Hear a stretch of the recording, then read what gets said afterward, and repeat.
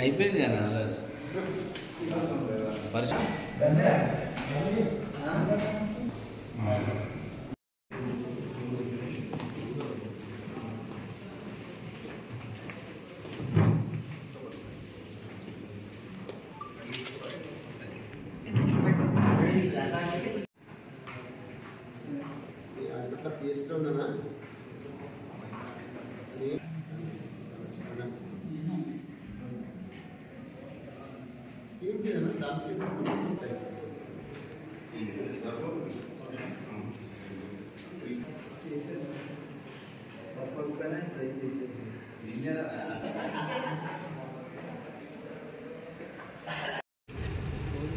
అని ఇంత కష్టపడానికి ఒక రివార్డ్ అయిపోతుంది సార్ వాళ్ళకి.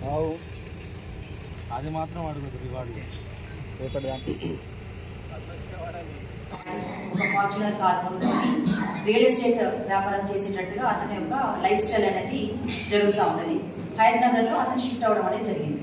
సో ఆర్థిక ఇబ్బందులు ఉండడం వల్ల ఎలా అయినా సరే ఇంకా డబ్బు సంపాదించాలని చెప్పి డబ్బు ఉన్నటువంటి అదే ఇబ్రహీంపట్నం నేటివ్ ప్లేస్కి సంబంధించినటువంటి రచనారాయణని గుర్తించేసి ఆ నారాయణని పిలిపించేసి ఎలా అయినా డబ్బు సంపాదించాలి, ఎక్స్ట్రాక్షన్ చేయాలి, కిడ్నాప్ చేయాలని ఒక పథకం ప్రకారం అతను ఏం చేశాడంటే కొన్ని బాండ్ పేపర్స్ ఆల్రెడీ కంప్లైంట్ పేరు మీద ఒక 4 bond papers 100 rupees non judicial bond papers తీసుకోవడం జరిగింది.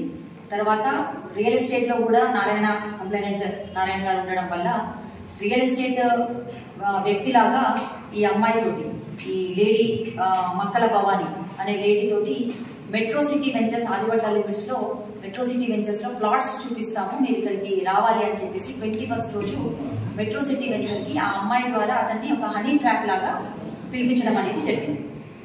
తీరా అక్కడికి వచ్చిన తర్వాత అతను డ్రైవర్ తోటి కంప్లైనెంట్ అతని డ్రైవర్ తోటి కార్లో అక్కడికి మెట్రో సిటీ వెంచర్కి రీచ్ అయిన తర్వాత ఆల్రెడీ అతను వస్తున్నటువంటి కదలికలు అవన్నీ గమనించడానికి ఇందులో one of the accused Durangula శ్రీకాంత్ని ఆల్రెడీ ఆ టర్నింగ్స్లో పెట్టేసి అతని యొక్క మూమెంట్స్ కదలికలన్నీ వెరిఫై చేసుకుంటూ అతను కార్ టర్నింగ్ తీసుకొని వెంచర్లోకి లోపలికి వెళ్ళినప్పుడు టర్న్ తీసుకొని లోపలికి వెళ్ళినప్పుడు ఇమీడియట్గా అక్యూజ్డ్ ధనరాజుకి ఇన్ఫార్మ్ చేయడము. తర్వాత ఆల్రెడీ వెంచర్లో రెడీగా కార్లో ఈ ముగ్గురు ధనరాజు, తర్వాత శివకుమార్ అండ్ శేఖర్, ఈ ముగ్గురు ఆల్రెడీ కార్లో కంప్లైనెంట్ కార్ కోసం ఎదురు చూడడము.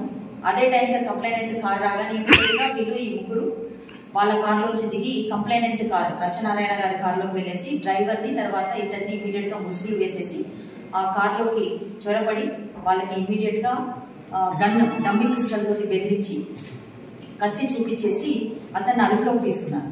తర్వాత కంప్లైనెంట్ చేసినటువంటి కార్ని ఇందులో వన్ ఆఫ్ ద అక్యూజ్డ్ మళ్ళీ అతను ఆ కార్ డ్రైవ్ చేసుకుంటూ వీళ్ళు మొత్తం మెట్రో సిటీ వెంచర్ నుంచి స్టార్ట్ అయ్యి via CVR college, JVR venture, so అలా ఆల్మోస్ట్ ఒక 11 కిలోమీటర్స్ జర్నీలోనే మొత్తం అతన్ని సో అతన్ని బెదిరించడం అనేది స్టార్ట్ చేశారు. నీ దగ్గర చాలా డబ్బులు ఉన్నాయి, నువ్వు చాలా మంది అమ్మాయిలతో నువ్వు తిరుగుతామని తెలిసింది, దానికి సంబంధించినటువంటి ఫోటోలన్నీ మా దగ్గర ఉన్నాయి, సో ఈ ఫోటోలన్నీ మేము బయట పెడతాము, నువ్వు కనుక ఇవి మా ఒప్పందాలకి కనుక ఒప్పుకోకపోతే కనుక మా డిమాండ్స్కి ఒప్పుకోకపోతే కనుక ఈ ఫోటోలన్నీ బయట పెడితే సమాజంలో నీ యొక్క గౌరవం అనేది తగ్గుతుంది అని చెప్పేసి అతన్ని వెపన్స్ తోటి బెదిరించేసి ముందుగా 3 కోట్లు డిమాండ్ చేయడం జరిగింది. తర్వాత తన దగ్గర అంత లేదు అని చెప్పినప్పుడు మళ్ళీ 1 కోటి అడగడం జరిగింది. అది కూడా తను ఎట్టి పరిస్థితుల్లో తన వల్ల కాదని తెలియడంతో ఆల్రెడీ తెచ్చుకున్నటువంటి బాండ్ పేపర్స్ మీద ఒక 20 లక్షలకు సంబంధించిన బాండ్ పేపర్స్ మీద సిగ్నేచర్స్ చేసుకుని తర్వాత తీసుకొచ్చేసి అతన్ని మళ్ళీ వదిలివేసి వెళ్ళిపోవడం జరిగింది.